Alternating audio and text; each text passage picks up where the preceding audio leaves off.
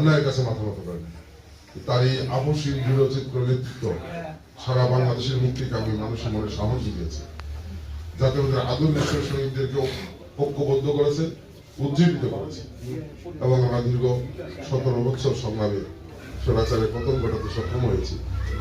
দুর্ভাগ্য আজকে যখন এই স্বৈরাচার মুক্ত বাংলাদেশকে নিয়ে বাংলাদেশের মানুষ নতুন করে স্বপ্ন দেখছে যে আগামী দিনে বাংলাদেশ আগামী জাতীয় নির্বাচনে জনগণের ভোটে নির্বাচিত সরকার প্রতিষ্ঠা হবে, যে সরকার জনগণের কল্যাণে কাজ করবে, রাষ্ট্রের কল্যাণে কাজ করবে, জনগণের কাছে জবাবদিহি করবে। এই দেশটি রাষ্ট্রটি জনগণের কল্যাণের একটি রাষ্ট্রে পরিণত হবে।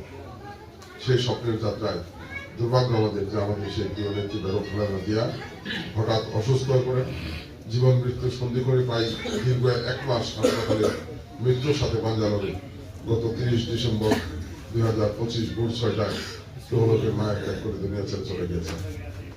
আজকে আমরা মনে করি যে বেগম খালেদা জিয়া শুধু বিএনপির চেয়ারপারসন ছিলেন, বেগম খালেদা জিয়া এই জাতির অভিভাবক ছিলেন। উনি জাতিকে ঐক্যবদ্ধ করেছেন, এই জাতিকে নেতৃত্ব দিয়েছেন, এই জাতির মুক্তির প্রয়োজনে নিজের জীবনের সর্বোচ্চ ত্যাগ স্বীকার করেছেন। সঙ্গত কারণে বেগম খালেদা জিয়ার প্রতি আজকে সারা দেশের মানুষ দল মতের ঊর্ধ্বে উঠে তাকে চলতে জানিয়েছে। আমরা দেখেছি সে যখন চিকিৎসাধীন অবস্থায় হাসপাতালে ছিল, সেই সময় এই দেশের মানুষ ওনার জন্য নফল রোজা রেখেছে, নফল নামাজ পড়ে দোয়া করেছে।